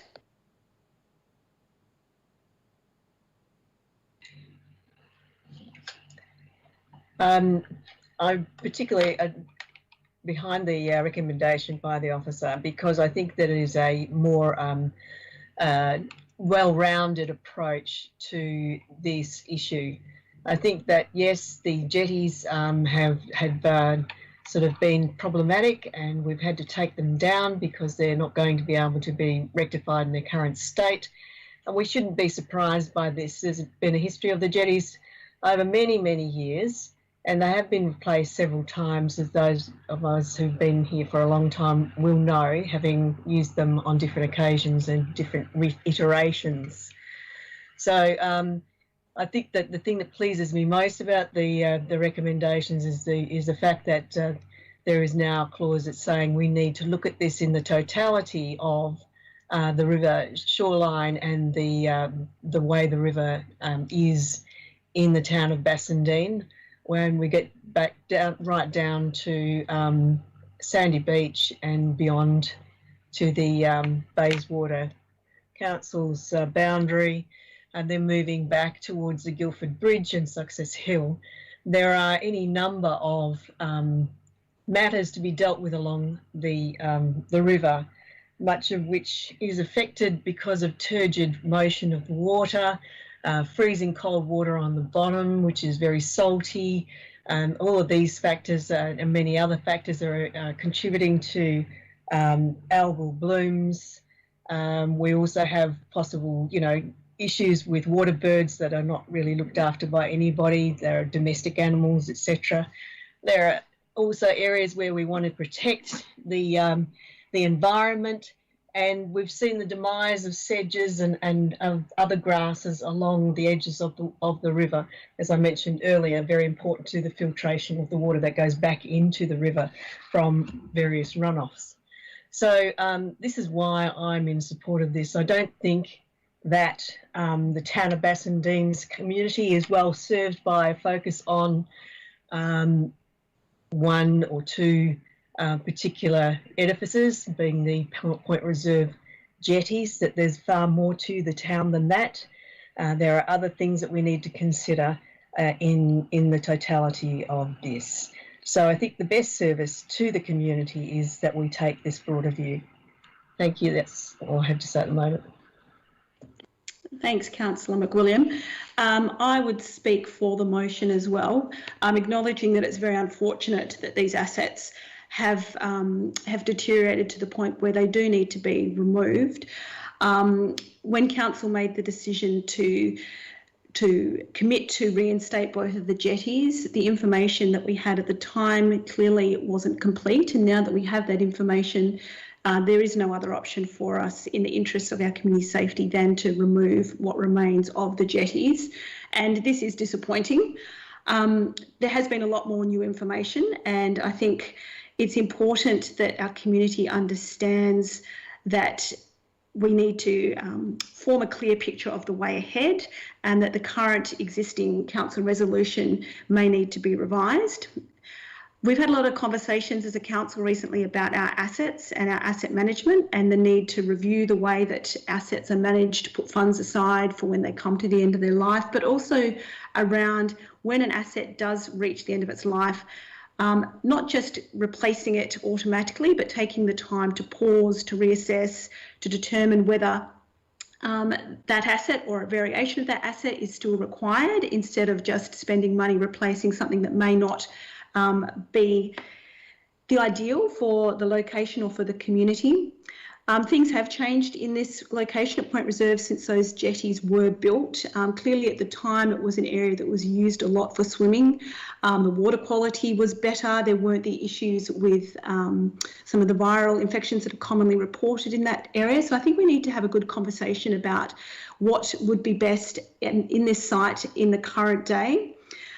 We have our new staff member, Jeremy Marr, on board, who has a lot of experience in foreshore work and can provide us with some really quality direction as we discuss this with our community over the coming months. The point that we're more likely to gain funding if we have a holistic plan, I think, is a really important one for councillors to consider. These structures are expensive, and the more money we can attract, particularly from the state government, to assist us with these is really very important to reduce the financial impact on our community here. I think having a conversation now with our community about what is the best plan for Point Reserve holistically and the foreshore, as well as this stretch of the Swan River that we are responsible for, is a really sound, responsible response from council at this point in time. So I will be supporting the officer recommendation in the agenda. Councillor Gangel, would you like to speak? Thank you, Your Worship. Look, on this item, I just think it's important to have a look at having the two jetties holistically as an aspiration that they be returned. I think that's very important that we look at that for the history of the town. Certainly in favour of the holistic approach. Certainly, just recently, council has had the opportunity to have reports done, and I think now's an opportunity to have a look at Pickering Park that we declined the funding for the boat ramp there, as well as the Sandy Beach jetty. So I think there's opportunities to reassess different things that we've looked at previously. But for myself, I think it's important that that we align and look at returning the two jetties, even if it's just an aspirational type thing for the town until it can actually be implemented one day. But that's what my point of view would be. Thank you. Thank you, Councillor Gangel. Is there any other councillor who would like to speak for the officer recommendation? Councillor Wilson. Thank you, Worship. Just echoing the sentiments of the previous speakers in favour of the motion, I was hopeful that part of these jetties would be able to be retained and that it would be a repair job so that we could keep this linked to our heritage. But it is disappointing that the damage is such that it is not possible to retain those parts of the jetties. If we have to remove all of the remaining parts of the jetties that were left after the termite damage was treated, then I do believe it makes sense to look at all of the other pressing needs that we have along the riverbank and to allocate our resources according to need rather than sentiment. The reason we have the two jetties there is because we had no swimming pool in Bassendean. The jetties were 50 yards apart, which gives you a river swimming pool. And that was back in the day when a now disgraced artist and former resident of Bassendean, Rolf Harris, was a state schoolboy champion, and he learnt how to swim down there, and many other people in the community did learn how to swim. But seeing as we're not able to retain any part of those jetties for the purposes of a repair job, then I support the officer recommendation that we look at all of the other needs and prioritise accordingly. Thank you, Councillor Wilson. Are there any other councillors who would like to speak to the motion? Okay, then Councillor McWilliam, would you like to close the debate? Yes, thank you, Madam Mayor. I am very pleased to be able to make this motion and in support of the officer's recommendation. We're taking on board the ecological and environmental matters into account, but also the need to be canny with our money. to be able to put ourselves in a position that provides us with a sort of prospectus on what the needs around the river are, and put our grant applications in accordingly. Obviously, credibility is a clear factor in any grant application success, and so this information gathering that we will do will assist us in that way. Yes, we will see in the coming time what sorts of things we need to build along the river and where, and the kind of bolstering that they will require, and the kind of materials that they need to be built of if they are to be built. So thank you, councillors in support, and I'll leave it back to you now, Madam Mayor. Thank you, Councillor McWilliam. So Councillor McWilliam is for the motion. Councillor McLennan is for the motion. Councillor Wilson is for the motion. For the motion. Councillor Gangel. Against the motion. Councillor Quinton. For the motion. Councillor Hamilton. Sorry, for the motion. And Councillor Barty. For the motion. Thank you, everyone. That is carried. Moving on to 12.8. This is the RFT for concrete footpaths, crossovers, curbing and pram ramps. Are there any questions on the item? Okay, is there somebody who would like to move the officer recommendation for 12.8?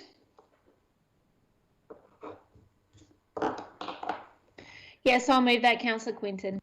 Thank you, Councillor Quinton. Is there a seconder? Okay, I will second that. Is there anybody against? Okay, so that is carried. We now skip down to item 12.11, which is the council policies relating to debt recovery, financial hardship and rates exemptions. So questions to begin with?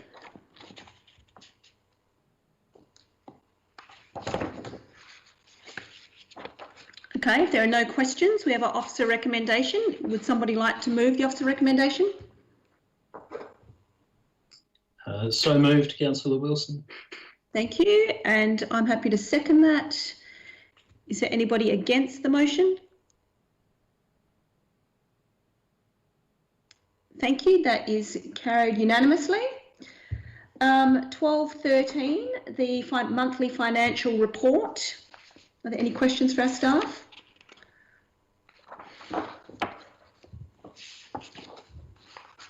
Okay, if there are no questions, I'm happy to move the monthly financial report. Is there a seconder? I'll second. Thank you, Your Worship. Thank you, Councillor Barty. Is there anybody against? So that is carried. 12.15, the calendar. Councillor Gangel, you wanted that brought out of the en bloc?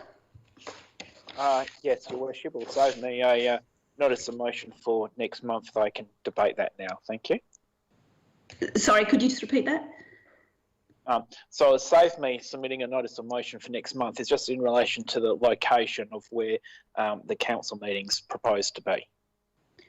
Oh, so if I understand you correctly, you're intending to move an amendment to the calendar with the locations being adjusted to the chamber, is that correct?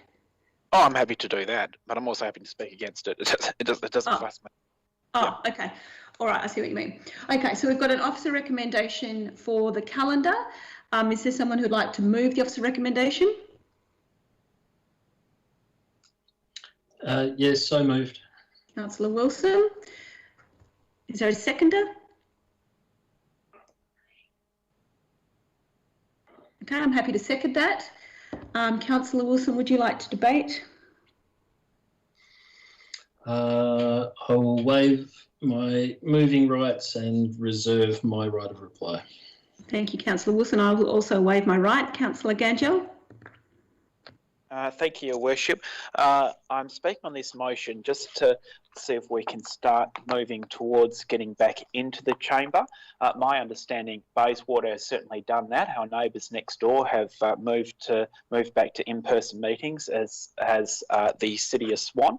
I personally believe that it's a good show of leadership to show that the town is back up and operational. If council can return to having their meetings in the chamber, that we can return to attending the town centre, even if it is at this stage for once a month. But I'd certainly like to see the town move to go back into the chamber and certainly send that message to the community that the town of Bassendean is back open and operational. Thank you. Thank you, Councillor Gangel. Could I just maybe ask our CEO to respond to some of the concerns that Councillor Gangel has raised?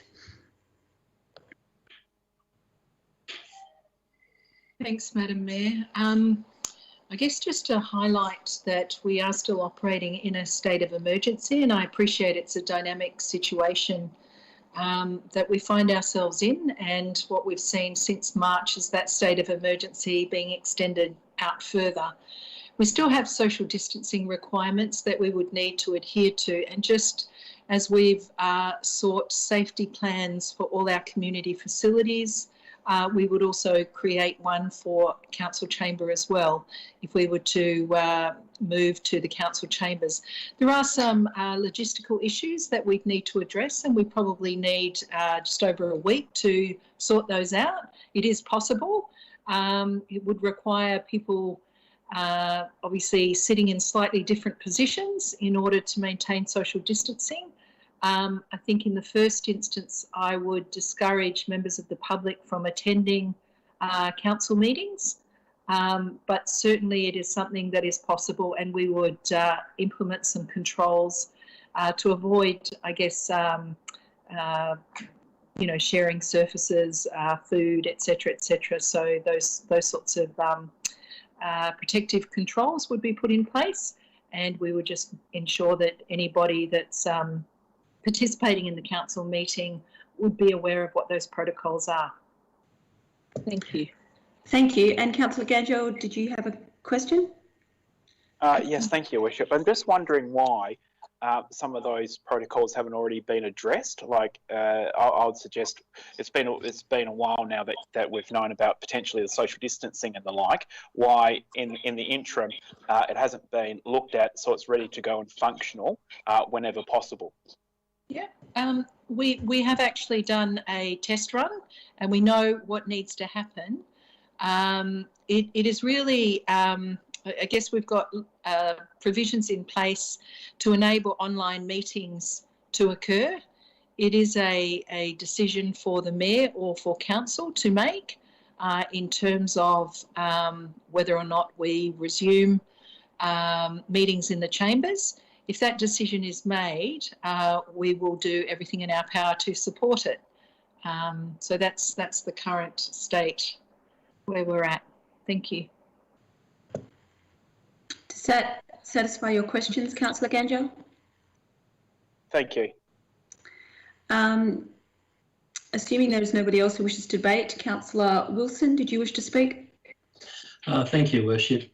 I guess this comes down to competing conceptions of what leadership means. Leadership might mean to some people rushing headlong into danger as some act of defiance against risk. It might mean to other people that you take a very cautious and safe and gentle approach. The construction of leadership that I prefer is one that follows the advice and takes things cautiously.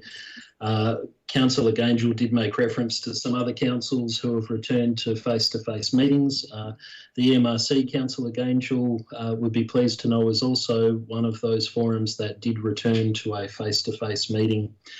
But as the presiding officer of that organisation, I made that decision on the basis of the advice from the staff, who told me that they were prepared, able and ready to do so, meeting all of the safety requirements. And I think it is prudent for us also to follow the advice of our staff in that regard. I would also take issue with the characterisation that unless we are physically meeting in the same room that we are somehow not open for business. I think that is a false assertion. I think that many organisations are meeting virtually and able to get business done. I would point to Google, for example, as the largest IT company in the world that not only was one of the first to go to an entirely work from home arrangement, but has also told its staff that it will not even consider reverting back to a work from office arrangement until next year sometime. So every organisation has to look at the space constraints that it has to look at the resourcing requirements that are relevant and make a determination, I would hope cautiously and safely. And for that reason, I support the calendar as proposed. Thank you, Councillor Wilson.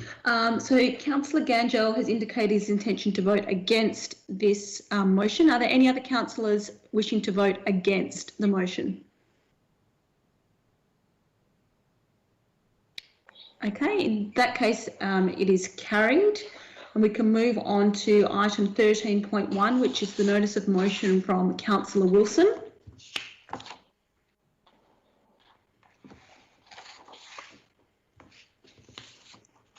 Are there any questions at this point?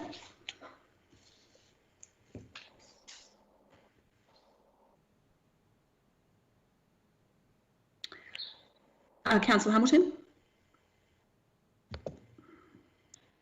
Yes, this may possibly be more a question for the CEO than Councillor Wilson. Sorry, I've got really bad feedback coming back through the line here. We were getting a notification in the bulletin regarding any new contracts that were coming up. So I note that that hasn't happened recently, and that may well be because there are none. I don't know. But I'm curious about if there is an ability for the staff to provide that information earlier. There was a conversation during the briefing from one of the officers, Mr. White, regarding the ability to provide that information, say, 6 months in advance, which would enable councillors to do an assessment of these contracts well before they come up, to perhaps facilitate some of the requirements or some of the desires that Councillor Wilson has in his motion. So would the CEO be able to advise if it's possible for notification of these contracts when they're coming up to be provided to councillors, not a month in advance, but say 6 months in advance via the bulletin? Thank you. Thanks, Councillor Hamilton. The process in place at the moment is for, prior to going to market, for any contracts over the value of $20,000, a notice is placed in the councillor bulletin with a description of the contract, the quantum, the term. So if councillors are seeking any further information at that stage, they can do so. So that's just prior to going to market. We can also provide, and I think recently we did provide, I guess, the contracts that are about to lapse, those that are on the horizon, the next 12 months, 2 years. But I guess there's also the process which Paul alluded to last week, well before a contract does lapse, and that is to undertake an assessment as to the service that's being, I guess, sourced, and doing some analysis and a bit of a cost benefit around whether or not insourcing, outsourcing, hybrid is the better way to go. And certainly that is a discipline that I think we need to incorporate going forward. And so we can certainly provide, I guess, more visibility of those contracts, particularly significant ones that may be of interest to councillors, whether it's those around verges, gardens, pruning, etc. So we can certainly incorporate greater visibility if councillors are interested, and then provide the results of our service reviews and discuss our recommendations in terms of future provisioning of those services. Is that what you were alluding to, Councillor Hamilton? It was, but a service review, you know, you can do one service review of all your contracts and what have you. I think what I'm asking is if there is an ability to put in place an ongoing process where all councils, subsequent councils to this one, continue to get information, a notification, say 6 months in advance of when a contract is going to expire, which would allow, well, first of all, it would alert councillors to that upcoming contract expiry. And the second thing it would do is allow a service review, but also allow councillors to have some input or conversation with the administration. So I'm just wondering how difficult that is to achieve. And it sounds like it wouldn't be that difficult, but that's why I posed the question to you. No, certainly not. And I guess I've come from an agency where I've been responsible for those service reviews. So I'm very familiar with the process and I guess the sorts of things that you need to consider when looking at provisioning a service and having co-producers working with you to deliver that service. So we could put in place some sort of a regime to provide greater visibility in that regard. Thank you. So, Peter, I had a conversation or a communication with you today. I understand what Councillor Wilson is trying to achieve through this motion and wanting to understand whether we would get better outcomes from our community by bringing some of these verge-related works in-house. I do have some concerns around the current time frame around this budget cycle, acknowledging that our budget is due to be adopted at the end of next month. I did raise with you whether it would be viable for us to potentially consider amending Councillor Wilson's motion if he was open to it, and instead request that a service review be undertaken of all of the verge-related works and that any new contracts not be initiated until such time as this was complete. Now, is this something that you think would be viable for the staff, considering other workloads and the timeframes involved? I think what would happen, what would be helpful to start with is to actually do an analysis of the forward work program in terms of contracts. So speaking to Phil today, we do have one that will lapse towards the end of this calendar year, and that's to do with traffic management. So there may be clusters of work that have some natural groupings and may expire around the same time. So it might be useful to do a service review around that particular cluster. And I guess not only thinking about, you know, the cost and the delivery of the service, but it's also those broader impacts. So, for example, some of the services delivered through our infrastructure area, if we were to deliver them in-house, there may be a requirement to then have a sort of injection of additional capital equipment to provide additional staff with the machinery and so on. It might require an increase in our footprint. So it has other consequential impacts that I think are important for council to understand as well. So, yeah, I think in the first instance, it would be useful just to do some analysis around what's on the horizon and where the opportunities might exist. And we could bring that to a concept workshop and discuss with council what that might look like. Councillor Wilson.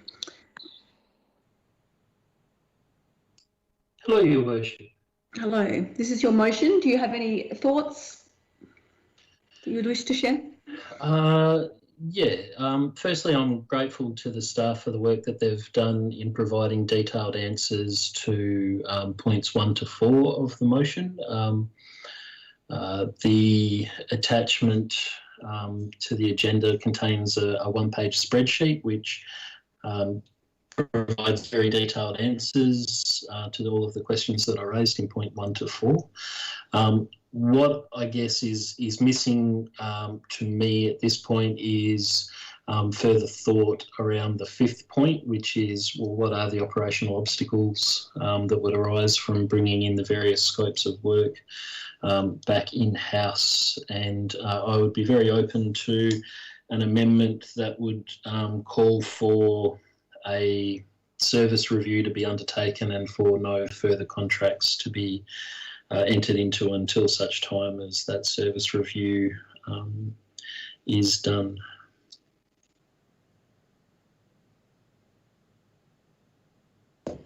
Okay, so does that mean that you are moving the amended motion?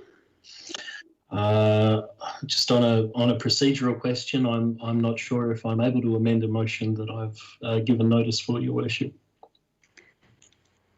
I think as long as it is in line with the intention of the original motion, that is okay. Our CEO, are you able to comment? I guess just perhaps the concept of a service review is usually around a particular service rather than a suite of services. So that could take some time. So it really depends, I guess, on the appetite for council in terms of being agile and timely in terms of responding to some of this. So if there are natural clusters of contracts that are coming up, you might do a service review around that rather than a service review around all contracts. So I'm not sure. Does that meet your requirements, Councillor Wilson? It does, and I guess the cluster of contracts that I'm most interested in are the $1.8 million contract we have for tree maintenance, the expired contract we have for chemical-free weed maintenance, the street sweeping contract, and the garden bed watering contract. I think those 4 contracts, to my mind at least, have a natural connection, and I would be interested in doing a service review of those 4 particular tasks with a view to ascertaining any costs or challenges in returning that work to the town. No, that sounds doable. Okay, Councillor Hamilton, you had a question? Again, this question is probably for the CEO. When we delay contracts or putting out for new contracts, particularly if we were doing a service review for a cluster and we were delaying a contract for some period of time, what are the negative repercussions of that? Is it more costly to the town? I just want to know what the repercussions are of delaying contracts. Thank you. Certainly, cost can be one factor. Often when you enter into a contract, particularly perhaps a 3 to 5 year contract, you build more of a strategic partnership, and you often get I guess you're providing that provider with guaranteed work, so they can often offer a better rate. So not having a contract essentially means that you can, pick and buy, but you may be paying a higher price because you're looking at a short-term, bit like when you go to a sort of bulk warehouse or something. The more you buy, the cheaper it gets per unit. So, certainly cost is one, but it's also the relationship with the service provider as well. So if there's establishment of your requirements, expectations, standards, beliefs, etc., for example, on how you want to trim your trees, and that is well understood by a service provider, that's a good relationship. Whereas if you're using multiple providers and they're providing inconsistency in terms of standards, that can also be detrimental as well. So there can be different impacts. not having a contract. Thank you for that. I would be interested in if Councillor Wilson is proposing to change his motion. I'd be interested in what the changes would be. Councillor Wilson, do you have any wording to propose? I do, Your Worship. I'm just wondering whether, for the avoidance of doubt, I should type it into the meeting chat. But the intention, just to start with that, unless there's a strong desire from other councillors to expand the scope, my intention would be that we do a service review of our tree maintenance, chemical-free weed maintenance of verges, street sweeping and verge watering activities, with a condition that no further tenders or contracts be entered into until such time as the review has been considered by council. Thank you. I think it would be helpful if you could put that in the chat so that the exact wording is available to everybody and to the minute taker, if you're able to take a moment to do that. Do councillors have any questions on what's being proposed? Yes, Councillor McWilliam, through you, Mayor, to Councillor Wilson. So there would be no other contracts would be let for those particular areas of work. Is that? Yes, that's my intention. So none of the existing contracts in those 4 areas would be rolled over until such time as we'd had a look at it. Okay, thank you.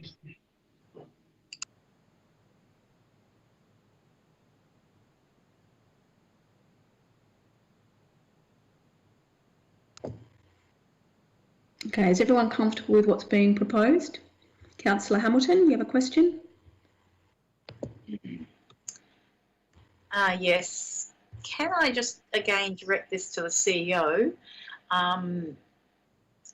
If the wording is such that no contracts can be entered into for those particular groupings that Councillor Wilson is putting forward, what about the opportunity of, for instance, extending a contract for a short period of time? Like, is that a possibility? Would you extend a contract for, say, 6 months or 12 months to perhaps provide surety to the contractor, but also to achieve some economies for the town?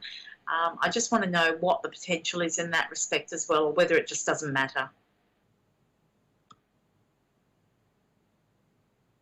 I think the important thing is, whilst this work is going on, we need to continue with business. And so I would be keen to have a look at when these particular group of contracts are lapsing and what provisions we might need to put in place as a bit of a holding pattern to ensure we continue to provide continuity, but also being conscious that we don't tie ourselves up in terms of a longer term commitment.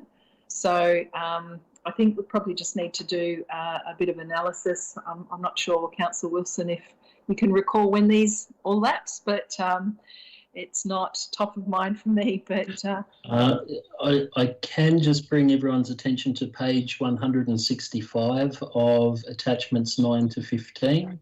So attachment 15 on page 175 in the table, staff have very thoughtfully put the expiry date and whether or not there's extensions in the column B. So a sequence would be able to be deduced from that table.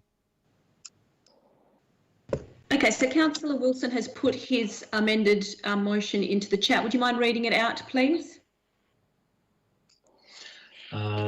Yes, so I propose to move that a service review be conducted for all currently contracted tree maintenance, verge brackets, chemical-free weeding, street sweeping and watering activities, and that no contracts be entered into until such time as council has considered the review. And just for the sake of clarity, no, that would not be linked to the budget date.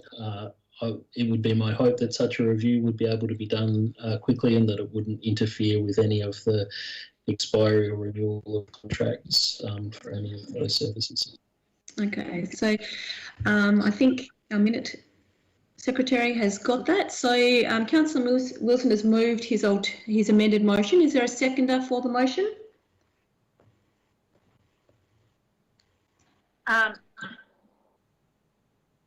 Sorry, who was that? Councillor Hamilton? May I ask the mover if he would accept another point to his motion? And that would be that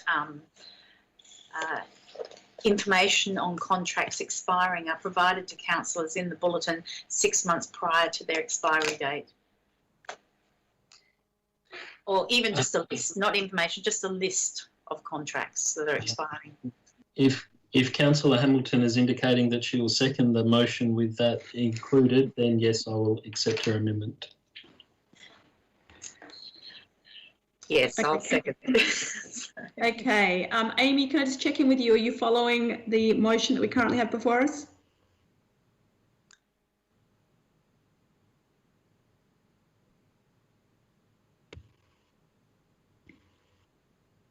Councillor Hamilton, maybe you can put the exact wording of your additional point into the chat for everyone's benefit.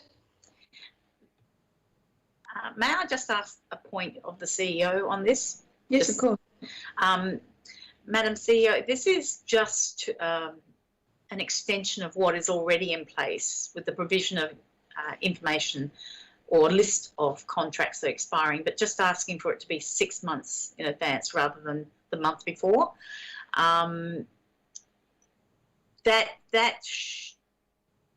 think, from memory, that the amount was 20,000, but could you just confirm for me, from memory, what the amount was? Because we didn't want to see every contract, or was it more than that? I can't remember now. So for new goods or services that were going to be procured, we would provide a list, anything that's sort of 20 grand or above in the bulletin. Now they may be new services, so they may not be subject to a lapsed contract. Oh, that's right. So what you've suggested is you'd also like to see those contracts that are already, I guess, in situ, that look like they're lapsing in 6 months' time. So you've got visibility of what's on the horizon. Thank you for that. Yes, you're perfectly correct. I'm glad I asked. Thank you. Councillor Hamilton, would you mind typing in the wording for your additional point? And then possibly if you could read it out loud for everyone's benefit.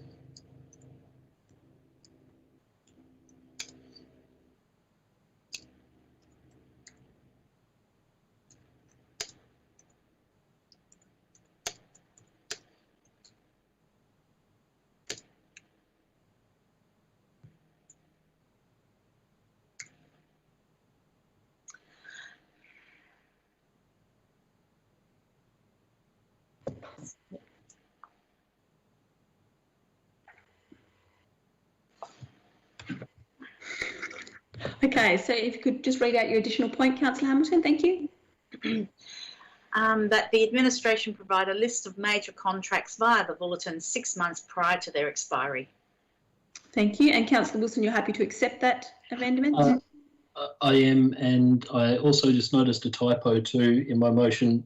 So where I typed "and water activities," I meant "and watering activities." Okay, thank you for that clarification. So we have the amended motion moved by Councillor Wilson, seconded by Councillor Hamilton. Is there anybody against the motion? Okay, in that case, it is carried. Are there any announcements of motion for the next meeting that councillors would like to bring to our attention? Okay, there's no urgent business, there's no confidential business, so that brings us to the close of tonight's meeting. Thank you, everybody, and enjoy the rest of your evening. Thank you very much, Mayor. Well run meeting, and thanks to all the staff. Thank you. Bye for now. See you. Thank you. Good night. Colleagues. Thanks, everyone.